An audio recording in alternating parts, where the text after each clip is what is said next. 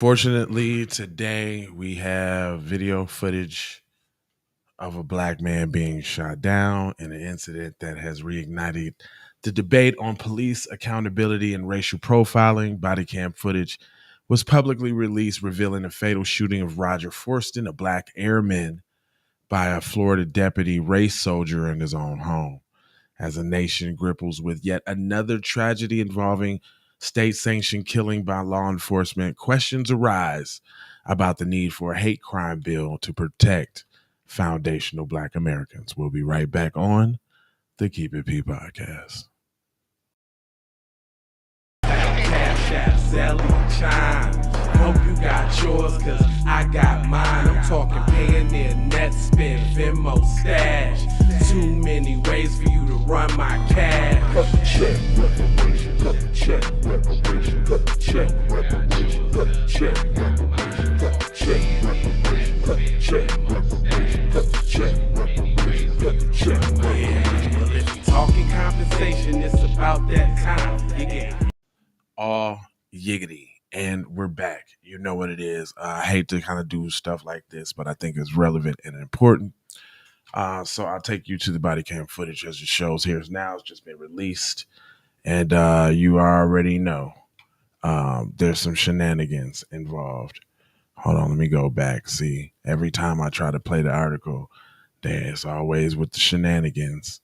Something I expect by now, but I know they're going to come with the little commercial. What's up, y'all who aren't here? I'm live, too, by the way. It's live this morning. I see y'all piling up. Let me see who we got up in here. What's up? We got Vine Savage Media up in here.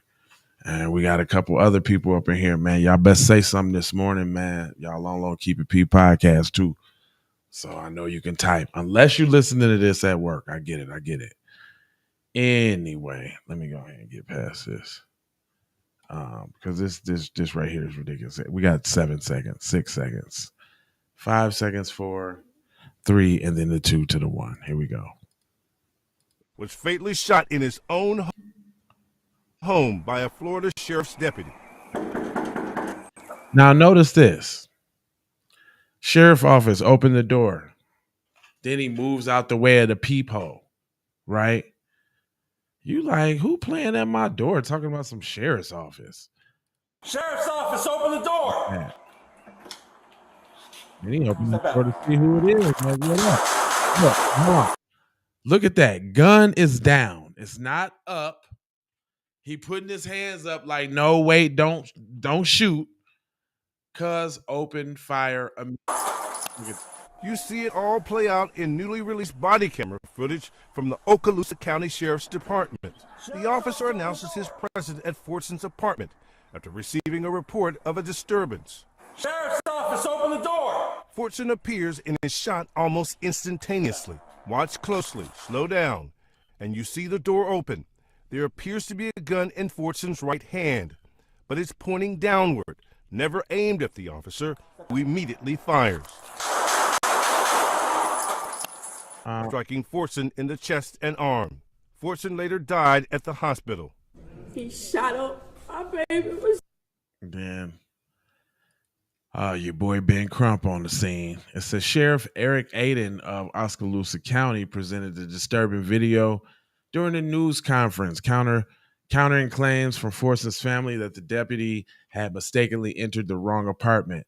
Despite conflict narratives and footage depicts the tragic encounter that ended in Forston's untimely death, describing his family as a patriot, a dreams of providing for his loved ones. Roger Forston's life was abruptly cut short, leaving behind grieving loved ones and a community demanding justice. Attorney Ben Crump, representing Forston's family, emphasized that the urgency of the publicizing the video, shedding light on the events leading up to the fatal shooting. While Sheriff Aiden maintains that deputies unannounced himself and following protocol, concerns linger about disproportionate use of force against Black individuals and the need for systematic reforms.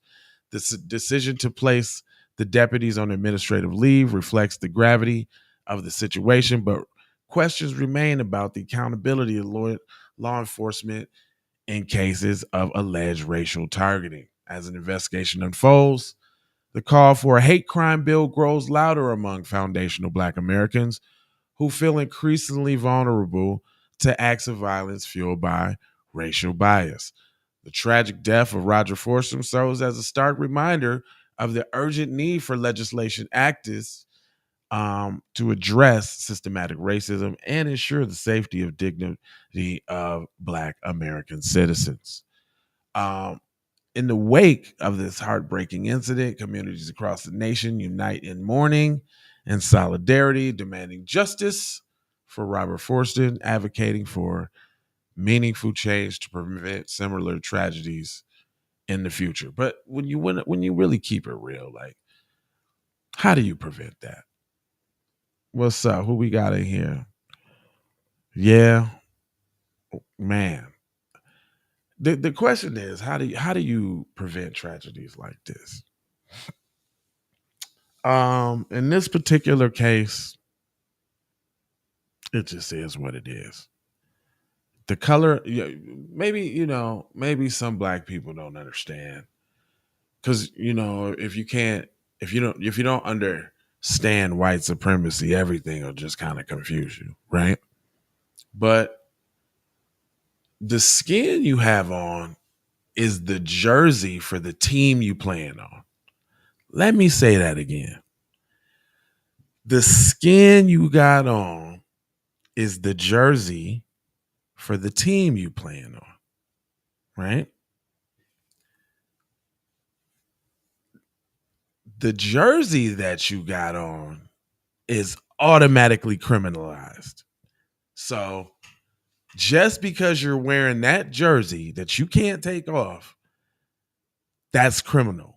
So in fact, it doesn't matter what you engage in. You could be at the crib.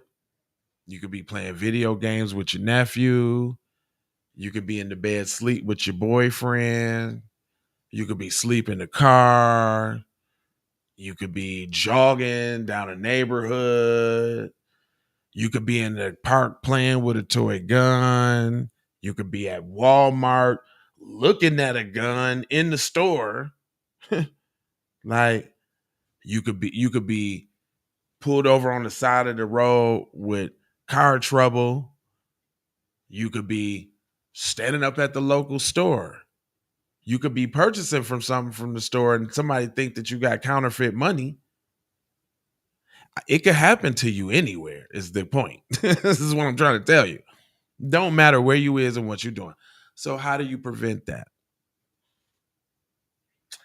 I'm not going to disparage this brother because we see the circumstances laid out flat. So it's not a disparaging thing to say that when they approach you, you basically behind enemy lines, okay? When they approach you, when they got you in custody, you're behind enemy lines. There's nothing you can do, say, argue to get you out the situation. If you're going down, you're going down. Your best bet is to just shut up and roll with it. In this particular case, I don't know if I would have heard sheriff's deputies at the door and went to the door with the strap. That's just me. If you feel a certain different type of way, let me know. I don't know if he heard the sheriff's deputies, but and it's funny how they tried to turn the volume down on the video, but they had the captions on the screen. So he could have very well said nothing. It could have very well been the classic knock on the door, somebody trying to rob me. Then I'm coming to the door with my strap. You see? And I think that's what the case was. And that's a telltale sign that they didn't have the volume up on said video. Why we couldn't hear them yell, why we couldn't hear them yell it. Because I think they didn't say it. So like any citizen protecting their home, he came to the door with his piece down. He wasn't coming like Magnum PI. He wasn't in the heat of the night. He had his strap down, investigating the situation, and they blopped him. Now I'm looking at his people. I don't know. I'm getting a little Bibian from this relative right there. That relative is giving Bibian vibes. But there's a little more. Let me see what they got to say. Shut up. His family claiming authorities had the wrong apartment, that Fortson was alone on the phone with his girlfriend. Authorities say the investigation will be thorough. I want to assure you that we are not hiding, See, covering all up, of or this not taking hearing what action the that police would are- result in a rush to judgment. I think it's funny. Whoever did this at their news organization screwed up that video because they didn't put the right sound in there. Whoever did that needs to be fired. Let me see. Let me see if I can find another video of that because I actually wanted to hear what they was talking about. But anyway, I mean that's pretty much what it is, man. This is a tricky situation, man. Like, you know, you protecting your home. You get the strange knock at the door out the blue. You want to go investigate with your heat just in case you straight, and you open the door and it's too late.